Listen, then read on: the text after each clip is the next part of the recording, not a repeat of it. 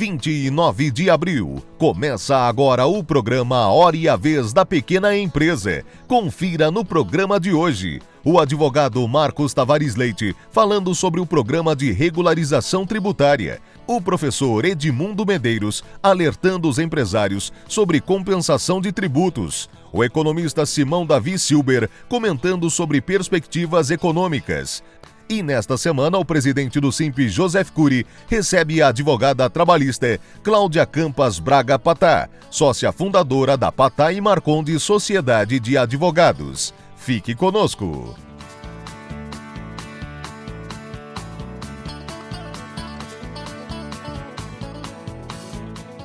Hoje eu gostaria de falar um pouco sobre compensação tributária, possibilidade que já é bem conhecida de empresas de médio e grande porte, que possuem um suporte administrativo, fiscal, contábil, apto a buscar a restituição via compensação de tributos que foram pagos indevidamente ou que foram pagos em valores superiores ao devido em um determinado período. Empresas de pequeno porte, empresas que são optantes pelo Simples Nacional, não estão familiarizadas com essa possibilidade.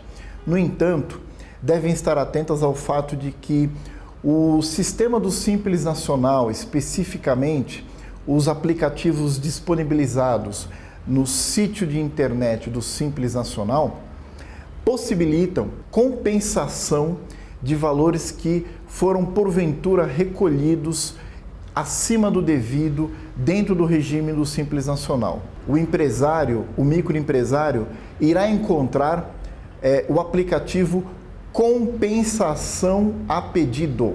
Neste aplicativo é possível indicar, por exemplo, valores que foram recolhidos dentro do Simples Nacional que se referem a produtos vendidos em regime de substituição tributária ou em regime de incidência monofásica do PIS e da COFINS. Ou seja, o microempresário, a empresa optante pelo Simples Nacional, irá então indicar quais foram os valores recolhidos acima do devido e, subsequentemente, no mesmo aplicativo, indicar os valores que deixarão de ser recolhidos em razão da compensação desses valores. As optantes pelo Simples Nacional, portanto, devem estar atentas a essa possibilidade.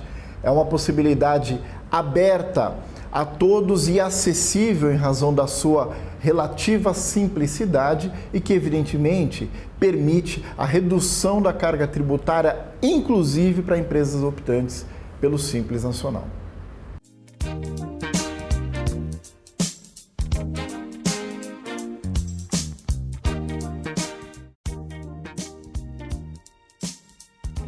Qual é a menor cidade do mundo?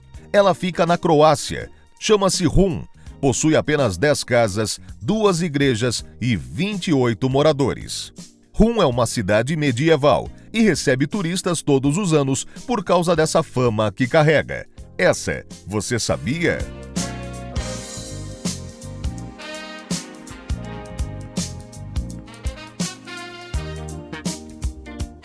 As perspectivas econômicas são otimistas para o ano que vem. O economista e professor Simão Davi Silber faz um breve comentário sobre o tema. Acompanhe. Os sinais da economia brasileira de hoje são francamente favoráveis.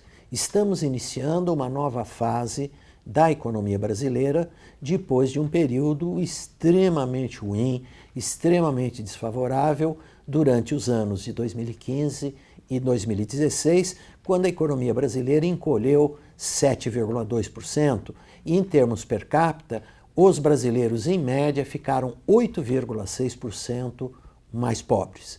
Quais são os indicadores que nós temos e que fazem ser um indicador antecedente de que tempos melhores já estão começando? A inflação está se reduzindo muito rapidamente, nós já estamos caminhando para uma inflação relativamente baixa, em torno de 4% ao ano. O Banco Central, dentro dessa oportunidade, já está baixando muito rapidamente a taxa de juros. Isso vai ser muito favorável para as empresas, para os consumidores, que poderão gradualmente voltar às compras. A economia vai ter um crescimento modesto esse ano, mas já vai ter recuperação, né? O risco Brasil está em queda, temos uma equipe econômica que está tendo um bom desempenho, o governo está conseguindo avançar numa série de mudanças, reformas que vão criar um clima de negócio muito mais favorável no país. Portanto, nós saímos de uma trajetória equivocada e estamos caminhando para uma trajetória muito mais virtuosa para a economia brasileira.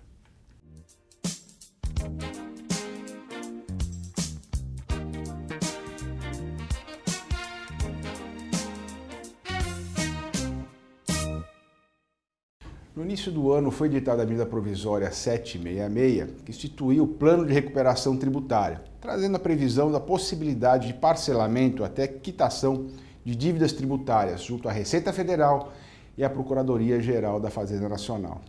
Todavia, passados já mais de 4 meses desde a edição da medida provisória, constatou-se uma pequena adesão, muito baixa adesão de contribuintes que possam optar, portanto, por esse plano de recuperação. Isso se dá por 2 motivos principalmente.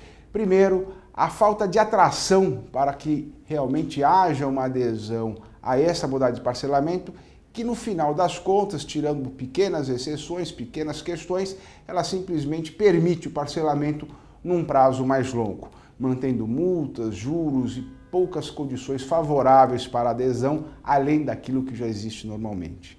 Além disso, passados já esses 4 meses, praticamente, desde a sua edição, já foram apresentadas mais de 370 emendas ao projeto de conversão da medida provisória em lei, também gerando insegurança a todo contribuinte que pretenda regularizar-se no ponto de vista tributário.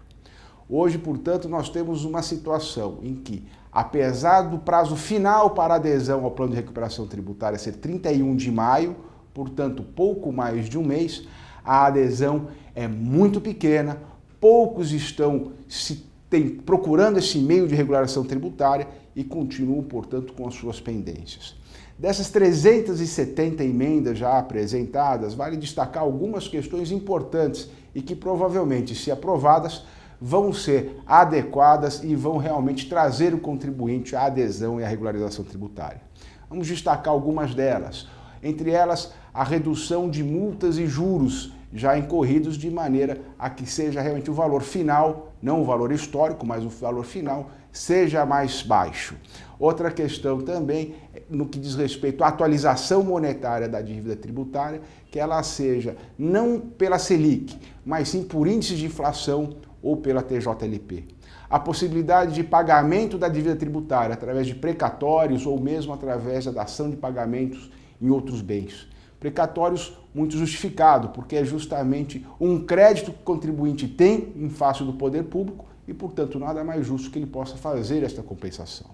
Essas são algumas questões, são alguns pontos que estão ainda sendo tratados no projeto de conversão da medida provisória. Como coloquei, são mais de 370 emendas, portanto, se pretende ter uma adesão efetiva, o governo, a base governista, deve também prestar atenção a muitas dessas emendas para que o contribuinte realmente se formalize, se legalize, esteja regular em relação às suas obrigações tributárias, continue pagando seus impostos, continue sobrevivendo.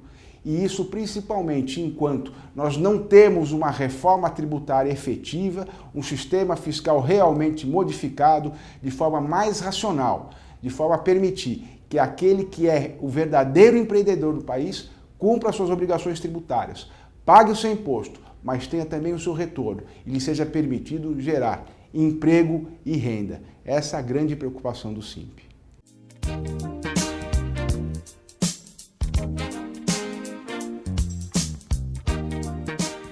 O Sindiconte, Sindicato dos Contabilistas de São Paulo, realizou no último dia 25 de abril sessão solene em comemoração alusiva à data magna da contabilidade brasileira, o Dia do Contabilista.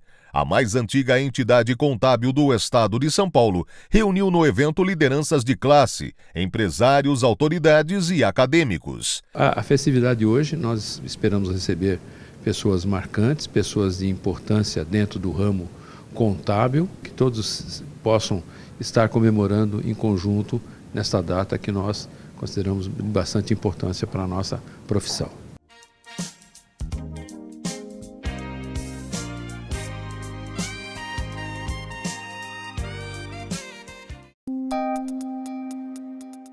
Entrevista da semana.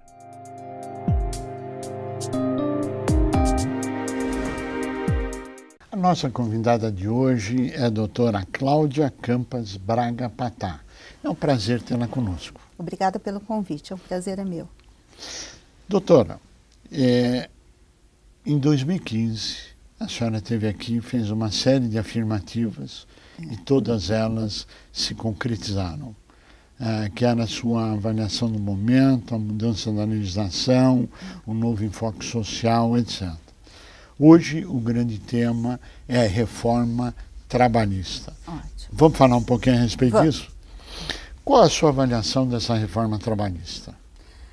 Eu acho que nós temos que separar, fazer uma distinção entre o projeto de lei que foi apresentado pelo governo por meio do ministro Ronaldo Nogueira e o substitutivo que foi recentemente apresentado pelo deputado Rogério Marinho.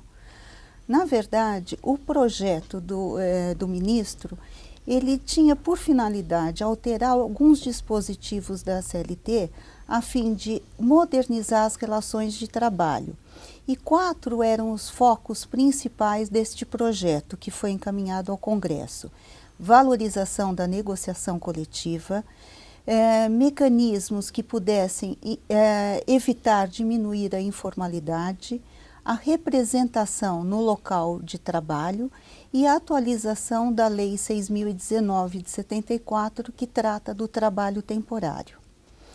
Esse projeto, que foi do ministro Ronaldo Nogueira, foi amplamente debatido com a sociedade, por meio de realização de audiências públicas, mesa redonda, seminário, e inclusive o ministro montou um grupo de estudos para debater essas questões. E naquela oportunidade, as centrais sindicais, 4 delas tiveram a oportunidade de apresentar algumas sugestões de emenda àquele projeto. E o que viajou o Brasil todo. Isso. Esse projeto foi debatido no Brasil todo, inclusive com audiências públicas em São Paulo. Isso. E vários outros estados. Isso. Sim. E algumas sugestões, algumas críticas foram feitas a este projeto, né? E nós apresentamos uma proposta de emenda a esse projeto. Sim. Aí isto foi para o Congresso. Foi para o Congresso. Chegou no Congresso, o que aconteceu? Ele chegou no Congresso e, surpreendentemente, aquele projeto do ministro do Trabalho, ele foi ampliado, ele foi modificado, porque houve 850 emendas a este projeto. Então, aquilo que era uma versão enxuta, com alteração de alguns dispositivos da CLT, na verdade, mudou drasticamente aquele projeto inicial que foi discutido com a sociedade. Me parece que desde setembro de 2014 até agora, o desemprego vem aumentando no país. Isso é uma constatação? Certo, isso. Muito bem.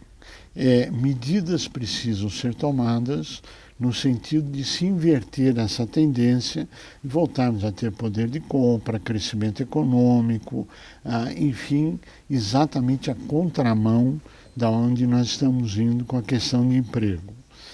Qual a sua avaliação desse projeto em relação à necessidade de reformas? Porque reformas são necessárias. O próprio Supremo já tomou algumas decisões da reforma trabalhista. Por exemplo, a medida do horário itinerante, onde as empresas não mais são obrigadas a arcar com esse ônus. Entre outras medidas que aí estão. Qual a sua avaliação e o que poderia mudar esse cenário para termos crescimento econômico e desenvolvimento ao invés do aprofundamento da crise que nós estamos vivendo?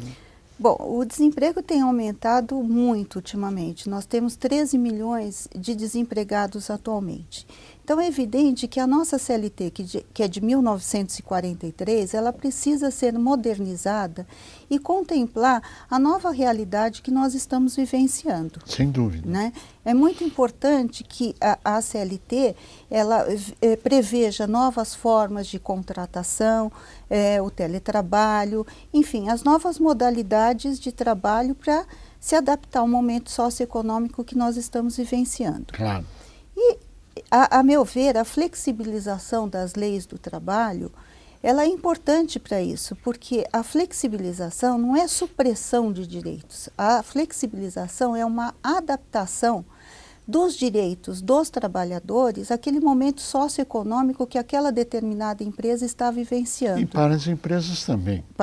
Isso, para as empresas, porque as empresas, elas são fonte de empregos, então elas precisam, no momento de crise, serem adaptadas ao momento que nós estamos vivenciando. E o reconhecimento dos acordos e as convenções coletivas já está previsto na nossa Constituição Federal. Né? Desde 1988, a própria Constituição Federal, no artigo 7º, já autoriza a redução de salário, a redução de jornada. E uma coisa interessante que tinha neste projeto do ministro Ronaldo Nogueira é que a cada direito que for flexibilizado, deveria haver uma previsão de uma vantagem compensatória a este eventual direito que foi adaptado, flexibilizado. Então, é um projeto que dá um fôlego para as empresas, evidentemente, com a participação dos sindicatos, claro, e que é importante para a preservação dos empregos. Né? Agora, este substitutivo do Rogério Marinho, evidentemente, ele autoriza a flexibilização, ele valoriza os acordos e as convenções coletivas. Mas o que nós podemos perceber é que, na verdade, ele valoriza a negociação individual. E como que ele faz essa valorização da negociação individual? Por meio do enfraquecimento das organizações sindicais. E como é que ele faz isso? Nesse projeto, onde que isso está colocado no enfraquecimento das instituições sindicais? Tem vários dispositivos que nós podemos perceber que ele está retirando o sindicato do protagonismo. Um dispositivo que nós podemos perceber isto é a homologação das rescisões. Atualmente, as rescisões dos empregados com mais de 1 ano de serviço tem que ser necessariamente feita com assistência do sindicato ou do Ministério do Trabalho. Hoje em dia não. Se for aprovado este projeto, o sindicato não vai mais homologar as rescisões. Outra questão que nós podemos perceber, o afastamento, a retirada do sindicato, é a questão do banco de horas. Hoje, o banco de horas, por meio de uma súmula, só tem validade se for feita por meio de uma negociação coletiva. Sim. Outro ponto que nós podemos perceber o enfraquecimento é a jornada 12/36. Nós temos uma súmula do TST, número 444, que dispõe que a jornada de trabalho 12/36 ela é somente válida se houver uma previsão na lei ou se for instituída por meio de um acordo ou convenção coletiva.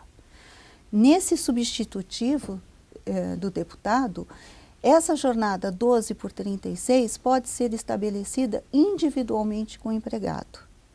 Então, na verdade, está havendo uma valorização da negociação individual com o enfraquecimento das organizações sindicais.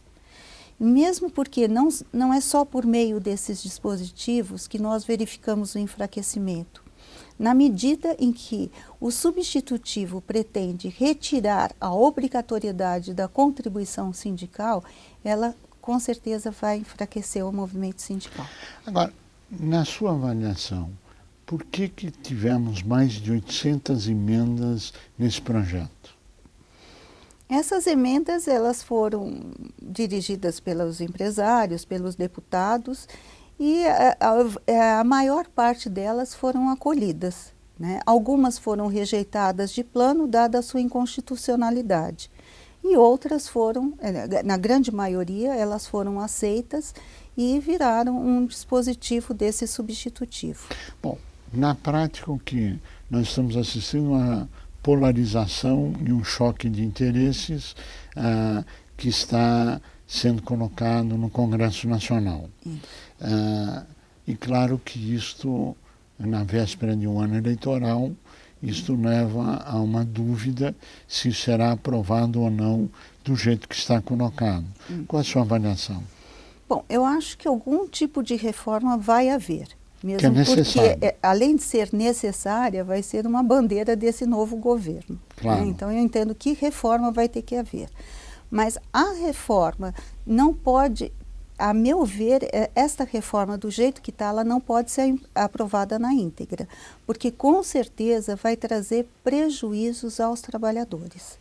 Né? E claro, se tiver prejuízo ao trabalhador, vai ter prejuízo à empresa. Tendo prejuízo à empresa, ao trabalhador, nós estamos prejudicando o mercado interno. Isso, mesmo porque um dos objetivos do projeto do ministro era trazer segurança jurídica às partes. E onde que essa segurança jurídica, na sua avaliação, está sendo rompida, doutora? A partir do momento que você exclui da negociação o sindicato, o trabalhador ele vai ter que aceitar certas condições para manter o emprego dele. E aí, individualmente, ele não tem a força que ele teria se fosse por meio de uma negociação coletiva. Então, nesse sentido, eu acho que o trabalhador vai ter prejuízo e, concomitantemente, vão ser ajuizadas mais ações trabalhistas, que não era o objetivo desse substitutivo. O objetivo era reduzir o número de processos trabalhistas e reduzir o contencioso e se ter uma negociação capital-trabalho de uma forma muito mais harmoniosa. Isso. Tanto é que no projeto do ministro, na parte que tratava da flexibilização, dizia que esses acordos, as convenções coletivas, elas só poderiam ser revistas, anuladas pelo Poder Judiciário, se houvesse um vício de consentimento. Porque atualmente a maior parte das cláusulas são anuladas por interpretação dos magistrados que entendem que aquela cláusula que foi estipulada traz prejuízo ao trabalhador. Ou seja, aquilo que é negociado entre os sindicatos não tem validade. Não tem validade para os magistrados. E ninguém melhor que os sindicatos para saber o que é melhor para a sua categoria, né? Ou seja, teremos momentos interessantes pela frente. Cláudia Campas Braga Patá, nós chegamos ao final do nosso tempo. Agradecemos muito a sua participação. Muito obrigada, eu que agradeço e estou à disposição. Esse clima harmonioso, capital e trabalho, possa reinar no Congresso em prol de um Brasil melhor para todos nós. A você que esteve conosco, o nosso mais profundo agradecimento, com a certeza que estaremos juntos na semana que vem. Até lá!